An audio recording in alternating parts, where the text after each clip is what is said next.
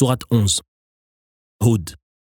Au nom d'Allah, le tout miséricordieux, le très miséricordieux. Alif Lam Ra. Voici, émanant de celui qui est infiniment sage et qui connaît les réalités les mieux cachées, un livre aux versets parfaitement structurés et aux enseignements clairement exposés, qui vous exhorte à n'adorer qu'Allah, qui m'a chargé de vous avertir et de vous annoncer la bonne nouvelle, et à implorer le pardon de votre Seigneur, puis à revenir à lui, plein de repentir. Il vous fera jouir du bonheur jusqu'au terme déjà fixé de votre vie et récompensera chacun selon son mérite.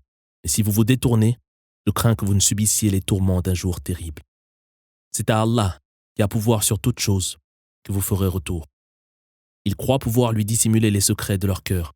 Or, il sait parfaitement, au moment même où ils se couvrent de leurs vêtements, ce qu'ils dissimulent et ce qu'ils laissent paraître.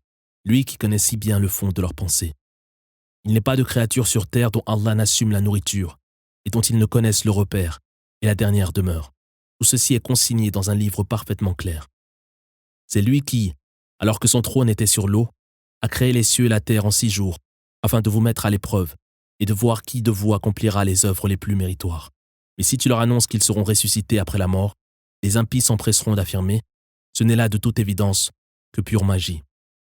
Si nous repoussons pour quelque temps le châtiment dont ils sont menacés, ils diront « Qu'est-ce qui l'empêche d'arriver ?» Or, le jour où le châtiment s'abattra sur eux, nul ne pourra l'écarter des impies, qui seront cernés par cela même dont ils s'étaient moqués. Si nous retirons à l'homme une grâce que nous lui avions accordée, le voilà en proie au désespoir et plein d'ingratitude. Si à l'inverse, nous le délivrons du mal qui l'accablait et le comblons de nos bienfaits, il dit plein d'insolence et d'arrogance, « Le malheur s'est éloigné de moi. » Quant à ceux qui supportent patiemment les épreuves et accomplissent les bonnes œuvres, ils obtiendront le pardon de leurs péchés et seront généreusement récompensés. Il se peut que tu sois tenté de taire une partie de ce qui t'est révélé, le cœur oppressé, qu'il puisse affirmer si seulement un trésor lui était envoyé du ciel, ou s'il s'était accompagné d'un ange. Or tu es uniquement chargé d'avertir les hommes, tandis qu'Allah veille à toute chose. Ou bien diront-ils qu'il l'a inventé? Réponds-leur, produisez donc si vous dites la vérité 10 sourates identiques, inventées par vous, en faisant appel à tous ceux que vous pourrez en dehors d'Allah. S'ils ne répondent pas à votre appel, alors sachez que le Coran a été révélé par Allah et qu'il renferme sa science et qu'il n'est de divinité digne d'être adorée que lui. Serez-vous entièrement soumis à sa volonté? À ceux qui ne convoitent que la vie présente et son faste, nous accorderons leur part des plaisirs terrestres, sans que rien n'en soit diminué. Voilà ceux auxquels n'est réservé dans l'au-delà que le feu de l'enfer. Leurs œuvres ici-bas auront été vaines, et tout ce qu'ils auront accompli sera sans valeur. Ceux qui se fondent sur des preuves certaines émanant de leur Seigneur, un livre dont l'authenticité est établie, à la fois par un témoin envoyé par lui, et les Écritures révélées avant cela à Moïse, en tant que guide et miséricorde, ceux-là sont-ils comparables à ceux dont les croyances sont sans fondement? Les premiers croient assurément au Coran. Quant à ceux parmi les groupes impies qui s'obstinent à le renier, ils sont voués au feu de l'enfer. Ne doute donc pas de son authenticité, car il est bien la vérité émanant de ton Seigneur, même si la plupart des hommes n'y croient pas. Est-il plus injuste que celui qui forge des mensonges en les attribuant à Allah? Ceux qui agissent ainsi comparaîtront devant leur Seigneur, tandis que les témoins diront « Voilà ceux qui ont menti sur leur Seigneur, que la malédiction d'Allah poursuive les impies, qui s'emploient à détourner les hommes de sa voie, qu'ils cherchent à rendre tortueuse et qui ne croient pas en l'au-delà. Cela ne saurait échapper à Allah sur terre, où nul ne pourra les protéger de son châtiment, et leurs tourments seront décuplés dans l'au-delà, car ils ont été incapables d'entendre et de voir la vérité. Voilà ceux qui auront perdu leurs âmes, tandis que les fausses divinités qu'ils avaient inventées auront disparu. Voilà assurément ceux qui, dans l'au-delà, seront les plus grands perdants. Quant à ceux qui croient, accomplissent de bonnes œuvres et sont humblement soumis à leur Seigneur, ils sont promis au paradis, où ils demeureront éternellement.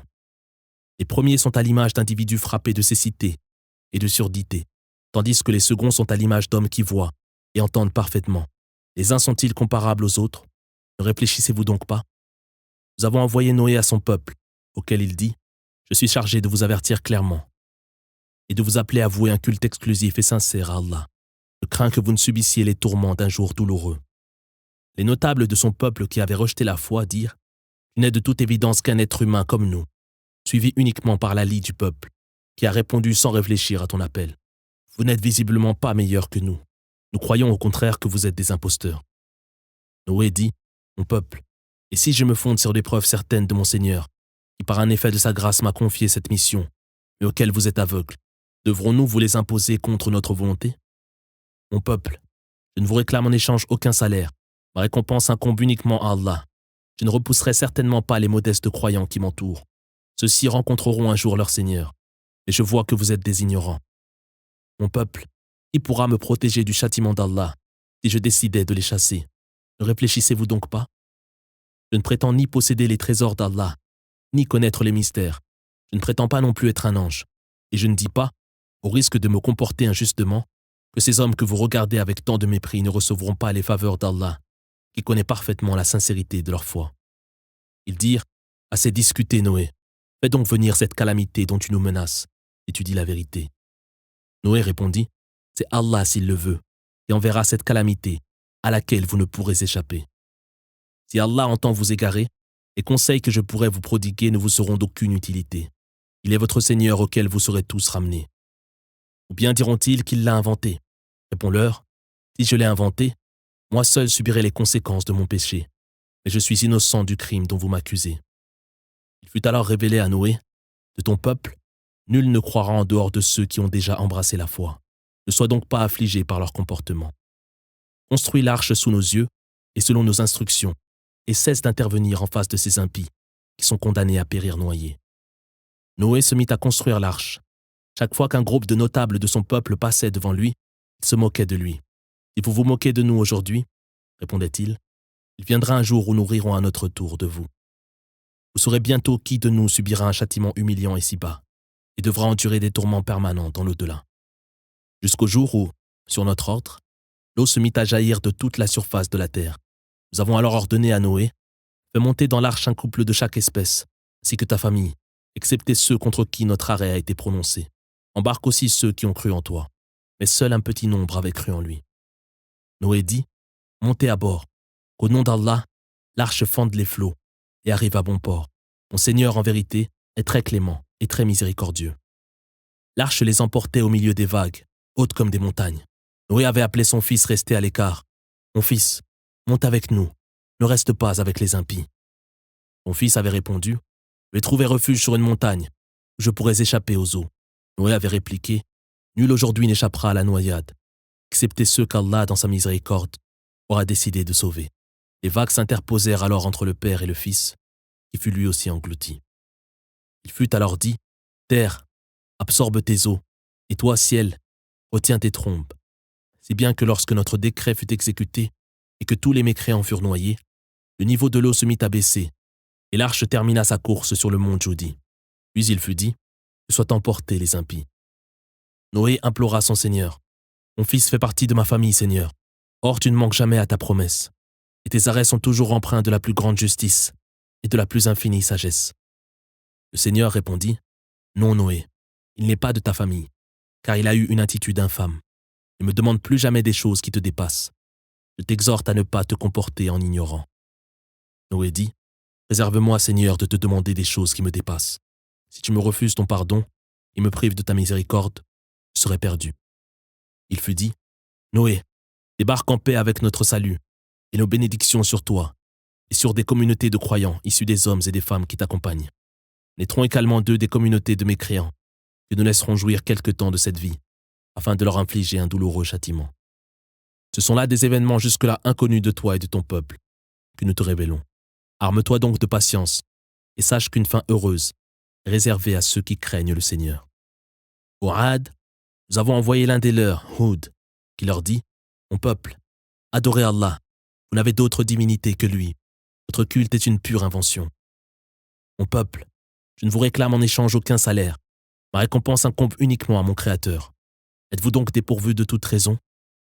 Mon peuple, implorez le pardon de votre Seigneur et revenez à lui repentant. Il arrosera vos terres de pluies abondantes et vous rendra plus puissants. Ne vous détournez donc pas en mécréants. Ils répondirent, Houd, il ne nous a apporté aucune preuve convaincante. Nous ne sommes donc aucunement disposés à renoncer à nos divinités, ta simple parole, que d'ailleurs nous mettons en doute. Nous pensons seulement que l'une de nos divinités t'a troublé l'esprit. Houd répondit, je prends Allah à témoin, et soyez-en vous-même témoins, que je désavoue toutes les fausses divinités que vous adorez. En dehors de lui, Employez-vous donc tous autant que vous êtes à me porter préjudice, sans m'accorder le moindre répit. Je me remets pour ma part à Allah, mon Seigneur et le vôtre. Il n'est pas de créature qu'il ne tienne en son pouvoir. Mon Seigneur est toute justice. Si vous persistez à vous détourner, sachez que je vous ai transmis le message qui m'a été confié.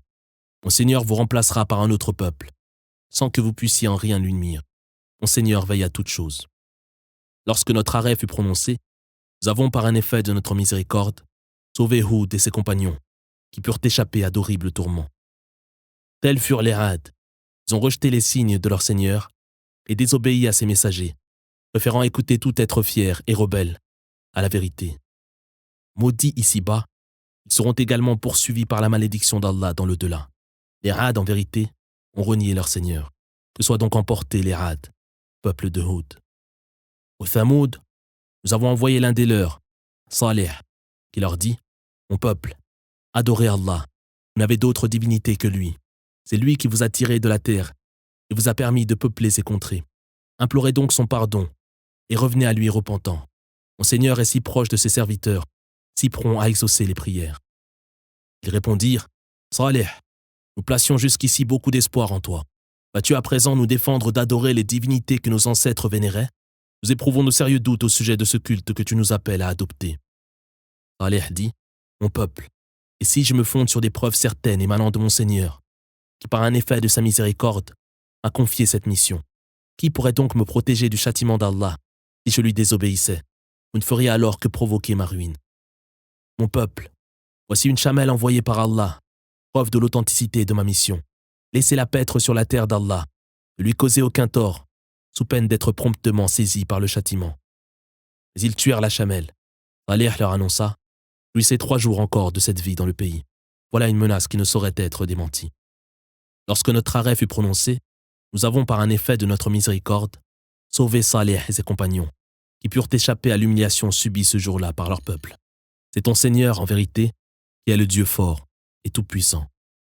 Foudroyés, les injustes se retrouvèrent sans vie, lisant sur leur terre, comme s'ils n'y avaient jamais vécu. Les Thamoud, en vérité, ont renié leur Seigneur. Que soient donc emportés les Thamoud. Nos messagers ont apporté à Abraham l'heureuse nouvelle. À leur arrivée, ils le saluèrent. « La paix soit avec toi. »« La paix soit avec vous, répondit-il. Puis il leur servit sans tarder un veau rôti. Voyant que ses invités ne touchaient pas au repas, il commença à avoir peur. « Ne crains rien, le rassurèrent-ils. Nous sommes envoyés au peuple de Lot. » La femme d'Abraham, debout non loin de là, se mit à rire au moment où nous lui annonçâmes la naissance d'Isaac, suivie de celle de Jacob. Elle s'exclama « Ô malheur, moi enfanté à un âge si avancé, alors que mon mari que voici est un vieillard, voilà qui serait bien surprenant. » Les anges dirent « T'étonnes-tu du décret d'Allah? Ne sais-tu pas que vous, les membres de cette famille, vous êtes bénis et pleins de grâce? Allah n'est-il pas digne de toutes les louanges et en droit d'être glorifié ?» À la fois rassuré quant aux intentions de ses hôtes et comblé par cette heureuse annonce, Abraham se mit à implorer notre clémence en faveur du peuple de Lot. Abraham était en vérité un homme magnanime qui implorait son Seigneur humblement et revenait sans cesse à lui. « Abraham, cesse d'implorer notre clémence en leur faveur, car le décret de ton Seigneur a déjà été prononcé. Un châtiment que rien ni personne ne pourra repousser va les frapper. » Lorsque nos messagers se présentèrent à Lot, celui-ci en fut affligé, angoissé par leur présence, se sentant impuissant. Il se dit « Voilà une journée qui s'annonce des plus terribles. » Habitués aux pratiques les plus odieuses, les hommes de son peuple se précipitèrent vers lui. Il dit « Mon peuple, voici mes filles, qui sont plus pures pour vous. Craignez donc Allah et ne me déshonorez pas en abusant de mes hôtes. N'y a-t-il pas parmi vous un seul homme sensé ?» Ils répondirent « Tu sais très bien que nous n'avons que faire de tes filles. Tu sais parfaitement ce que nous voulons. » Il dit « Si seulement j'avais la force de vous résister, ou si je disposais d'un puissant soutien. » Les anges dirent alors « Lot, nous sommes envoyés par ton Seigneur. Ils ne pourront te nuire. Quitte la cité à la faveur de la nuit avec les tiens, et que nul ne se retourne en chemin. Ton épouse, néanmoins, subira le même sort que ces individus, dont le châtiment est fixé à l'aube. L'aube n'est-elle pas toute proche? » Lorsque notre arrêt fut prononcé, nous avons renversé la cité et envoyé contre ses habitants une pluie de pierres d'argile, s'abattant sur eux en rafales, et marqué auprès de ton Seigneur. Peu s'en faut que les païens de ton peuple ne subissent un sort identique. Aux habitants de Madian, nous avons envoyé l'un des leurs, Shuaïb, qui leur dit « Mon peuple, adorez Allah, vous n'avez d'autre divinité que lui. Gardez-vous de tricher sur le poids et la mesure. Je vous vois mener une vie aisée. Je crains que vous ne subissiez le châtiment d'un jour dont les affres vous cerneront de tous côtés. Mon peuple, faites bonne mesure et bon poids. Ne lésez pas les autres dans leurs droits. Gardez-vous de répandre le mal sur terre. Les gains réalisés honnêtement par la grâce d'Allah sont plus bénis et bien meilleurs pour vous, si vous croyez en mes paroles. Je ne suis toutefois nullement chargé de vous surveiller. » Ils dirent par moquerie, « Shuaïb, est-ce ta prière qui exige de toi de nous inciter à abandonner les divinités que nos ancêtres ont toujours adorées ou de nous empêcher de disposer de nos biens à notre gré? Tu es sans doute le seul homme raisonnable et sensé. » Shuaïb répondit, « Mon peuple, et si je me fonde sur des preuves certaines émanant de mon Seigneur, qui par un effet de sa miséricorde m'a confié cette mission, je ne cherche nullement à m'opposer à vous en vous interdisant ces pratiques. Je n'aspire qu'à vous rendre plus vertueux autant qu'il m'est possible, en sachant que ma réussite dépend uniquement d'Allah et que je m'en remets entièrement à lui, à qui je reviens repentant. Mon peuple, ne laissez pas votre animosité à mon égard provoquer votre ruine, à l'image des peuples de Noé, de Houd, de Salih, ou encore non loin de vous, celui de Lot. Implorez le pardon de votre Seigneur et revenez à lui repentant. Mon Seigneur est toute miséricorde et tout amour. » Dire, « Shuaïb, nous ne comprenons pas grand-chose à ton discours. Constatons seulement que tu occupes un rang peu enviable parmi nous. D'ailleurs, sans ton clan, nous t'aurions déjà lapidé, car nous n'avons pour toi aucune estime. » Dis, « Mon peuple, mon clan compte-t-il plus à vos yeux qu'Allah, auquel vous accordez si peu d'importance? Rien de vos agissements n'échappe à mon Seigneur. Mon peuple, agissez à votre façon, j'agirai à ma manière. Vous saurez alors qui de nous subira un châtiment humiliant, et qui de vous ou de moi mentait. Attendez donc, je suis là avec vous à attendre. » Lorsque notre arrêt fut prononcé, nous avons sauvé Shuaïb et ses compagnons, par un effet de notre miséricorde, tandis que les impies furent foudroyés et se retrouvèrent sans vie, gisant sur leur terre, comme s'ils n'y avaient jamais vécu, que soient emportés les habitants de Madian, comme furent emportés les Thamoud. Nous avons envoyé Moïse assisté de nos signes et de preuves éclatantes à Pharaon et aux grands d'Égypte, qui suivirent aveuglément les ordres de Pharaon. Or les ordres de Pharaon ne pouvaient que les conduire à la perdition. Le jour de la résurrection, il prendra la tête de son peuple, qu'il fera entrer en enfer, horrible lieu que celui où ils pénétreront. Maudits ici-bas, ils seront également poursuivis par la malédiction d'Allah dans l'au-delà. Quel horrible don que celui qu'ils recevront. Nous te relatons ici une partie de l'histoire de ces cités. Les vestiges de certaines sont encore visibles, tandis que d'autres ont été entièrement rasées. Nous n'avons pas lésé ces impies, mais ils se sont lésés eux-mêmes. Lorsque le décret de ton Seigneur fut prononcé, les divinités qu'ils invoquaient en dehors d'Allah ne leur furent d'aucune utilité, ne faisant au contraire qu'ajouter à leur malheur. Tel est le châtiment que ton Seigneur inflige aux cités criminelles. Son châtiment, en vérité, est terriblement douloureux. Voilà assurément une leçon pour quiconque redoute le châtiment du jour dernier, jour solennel, où toutes les créatures seront rassemblées, sans qu'aucune ne manque à l'appel. Jour dont nous ne retardons l'avènement que pour une durée bien déterminée. Lorsque ce jour arrivera, nul ne parlera sans sa permission. Certains seront au nombre des réprouvés, les autres parmi les bienheureux. Les réprouvés pousseront d'horribles soupirs et d'affreux râles dans le feu de l'enfer, où ils demeureront tant que dureront les cieux et la terre, à moins que ton Seigneur n'en décide autrement. Ton Seigneur agit toujours comme il l'entend. Les bienheureux, quant à eux, demeureront au paradis, tant que dureront les cieux et la terre, à moins que ton Seigneur n'en décide autrement. Voilà un don qui ne leur sera jamais retiré. Ne doute donc pas de la vanité des divinités qu'adorent ces gens, qui se contentent en réalité d'imiter le culte de leurs ancêtres. Nous leur infligerons donc de la part de châtiments qu'ils méritent, sans rien en diminuer. Nous avons confié à Moïse les Écritures, au sujet desquelles les Hébreux se sont opposés. Sans un décret préalable de ton Seigneur, leurs différends auraient déjà été tranchés. Les impies éprouvent de même de sérieux doutes au sujet du Coran. En vérité, ton Seigneur rétribuera pleinement chacun d'entre eux pour prix de ses œuvres. Il est parfaitement informé de leurs agissements. Suis donc la voie droite conformément à nos ordres, imitez en cela par ceux qui ont embrassé la foi avec toi, et gardez-vous de transgresser les lois d'Allah, qui voit parfaitement vos œuvres. N'ayez aucun penchant pour les mécréants, que vous suivriez alors en enfer. Disposant d'aucun protecteur contre les rigueurs d'Allah, vous ne pourriez être sauvés. Accomplez la prière aux deux extrémités du jour et à certaines heures de la nuit. Les bonnes actions effacent les mauvaises. Voici une exhortation pour ceux qui sont disposés à l'écouter. Arme-toi de patience. Allah ne laissera jamais se perdre la récompense des hommes de bien. Si seulement il s'était trouvé parmi les peuples du passé des hommes vertueux pour condamner la corruption sur terre et le péché, à l'image de ceux bien rares que nous avons sauvés, tandis que les impies ont préféré en criminels jouir sans retenue des plaisirs de cette vie. Ton Seigneur ne saurait anéantir injustement des cités dont les habitants sont vertueux. Si ton Seigneur l'avait voulu, il aurait fait des hommes une seule et unique nation, mais ils ne cesseront de s'opposer au sujet de la vraie religion, à l'exception de ceux qu'il aura décidé dans sa miséricorde de sauver. C'est d'ailleurs pour cette raison qu'il les a créés. Ainsi s'accomplira cette parole de ton Seigneur. Je remplirai certainement la géhenne à la fois de djinns et d'hommes. Tous ces récits que nous te relatons au sujet des messagers ont pour but de raffermir ton cœur. Ces versets te présentent des récits authentiques qui serviront d'exhortation et de rappel aux croyants. Dis à ceux qui ont rejeté la foi, agissez à votre façon, nous agirons à notre manière. Attendez donc, nous aussi nous attendons. Allah seul connaît les mystères des cieux et de la terre, et c'est à lui que tout fera retour. Voue lui donc un culte exclusif et sincère, et place ta confiance en lui. Ton Seigneur n'est certainement pas inattentif à ce que vous faites.